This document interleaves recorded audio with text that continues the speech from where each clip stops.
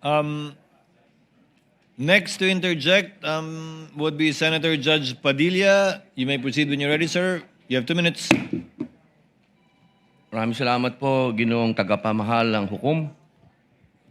Susundan ko lang po yung mga tanong ko kanina, kabayan, Nueva Ecija. Opo.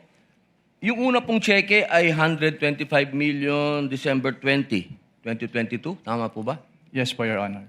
Opo. Batid niyo po ba na ang founding anniversary ng CPP-NPA ay December 26? Wala po akong personal knowledge about that, Your Honor. Opo. Dahil wala po kayong, katulad ng sinabi, Senator Lacson, wala po kayong clearance, ano? Pangalawa, second check po, 125 million, January 31, 2023, tama po? Yes po, Your Honor. Opo. Ang NPA founding anniversary po ay March 29. Batid niyo po ba yun? Wala po akong personal knowledge about that, Okay. Your Honor. Third check, 125 million, April 18, 2023. Tama po ba? Hindi ko po matandaan yung date po ng check eh. May I refer po to the check po? Stopwatch, please.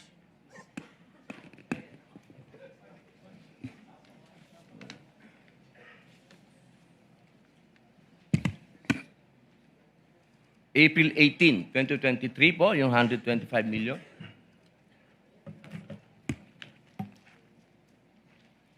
Yes po, Your Honor. Opo. Ang 50th po, golden anniversary ng NDF, National Democratic Front, ay April 24. Kaya ko po nabanggit lahat to. Ito pong mga dates na to, nung December 26, March 29, April 24, lahat po ito, walang nangyaring attack. Lahat po foiled. Wala po. For the first time, wala pong nangyaring attack. Kasi tuwing founding anniversary, may attack. Ang tanong ko po, Ginoong Kabayan, naniniwala po ba kayo na malaki ang papel ng confidential fund at confidential agent? Depende po yan sa kung ano po talaga yung mandate ng agency po, Your Honor. Alam naman po natin na ang DepEd, diyan po nanggagaling ang tinatawag naming sa Communist Party po, ano? Meron po kasing pangkat gerilya, ang pangkat politikal. Yung pangkat politikal, yan po yung mga estudyante na nanggagaling sa universidad. Sang-ayon po ba kayo doon? I cannot answer that po, Your Honor. Okay, dahil wala nga po pala kayong clearance. Maraming salamat po. Thank you, Senator Judge Padilla. Before I let you go, Attorney Wamil, just to continue on the points I raised earlier, and to clarify it for the Senator Judges, under 8.3, dapat may failure to liquidate at demand bago maging prima facie. Tama po ba? Yes po, based on the provision po. But the provision simply cites what? Ano po yung basis ng 8.3? Jurisprudence po, Your Honor. Hindi lang jurisprudence, hindi ba? Kino-quote ng jurisprudence ng Martinez ang Article 217 ng Revised Penal Code for malversation. If you read Martinez, that's the jurisprudence cited by 8.3. Hindi ko na po maalala yung Martinez case po. Yun po yung nakalagay na kaso sa ilalim ng 8.3 na sinasite nyo po mula nung simula pa kayo magtestigo. Nakasad po yun doon. Gusto nyo tingnan. May I Kindly refer po give him the joint memorandum circular which he has been quoting from since the beginning.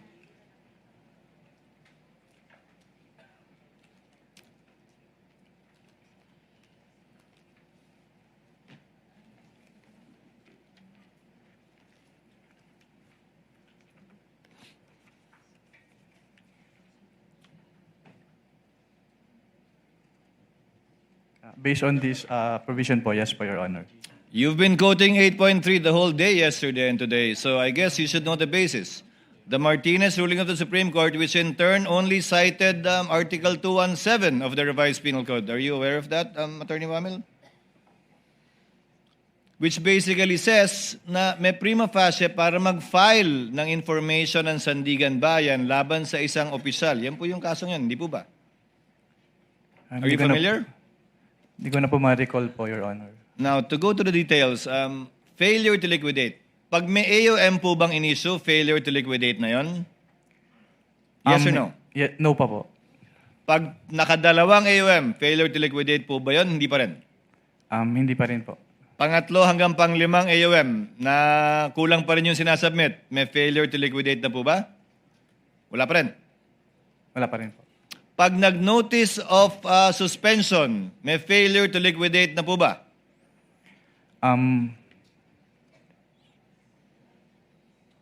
May failure to liquidate na po ba sa inyong interpretasyon? Dahil auditor naman kayo, kapag ka nag-issue na ng notice of suspension. Based on the definition po kasi yung notice of suspension, nakalagay po doon na it appears that the disbursement is illegal, irregular, or improper. So, It appears, but is it within the purview and definition of failure to liquidate according to your interpretation? Failure to liquidate na po ba yun? Hindi pa. yes po, Your Honor, failure to liquidate. Sa pananaw nyo, pag may notice of suspension, failure to liquidate na. Notice of disallowance, failure to liquidate? Yes po, Your Honor. Ngayon, failure to liquidate pa lang po tayo. Kailan nagiging final yung mga yan? Failure to liquidate. Yung finding na failure to liquidate. Kapag nag-appeal po and then nagkaroon po ng resolution si Commission Proper at nagkaroon po ng final decision. Final and executory na po siya immediately or after X days? Pag nag-final decision na po, yes po, final and executory na po siya kaagad. Immediately? Yes po, pag naglabas po ng decision si Commission Proper, yes po. Paano po pag inapila sa Korte Suprema? Ang basis naman po ang ground naman po nung petition for certiorari is a grave abuse of discretion. So? Pero ang nakalagay po sa aming rules po kasi, from the moment na magkaroon ng final decision, pwede na po siyang i-refer to the Office of the Ombudsman for the filing of the criminal Hindi ko charge. sinasabing pwede nang i-refer o hindi. Hindi ko rin sinasabing bawal maging subject matter ng impeachment. Ang tinatanong ko lang po, final na po ba yon? Meaning may failure to liquidate na at final na yung finding na yon o hindi pa kapag ka inapila sa Korte Suprema?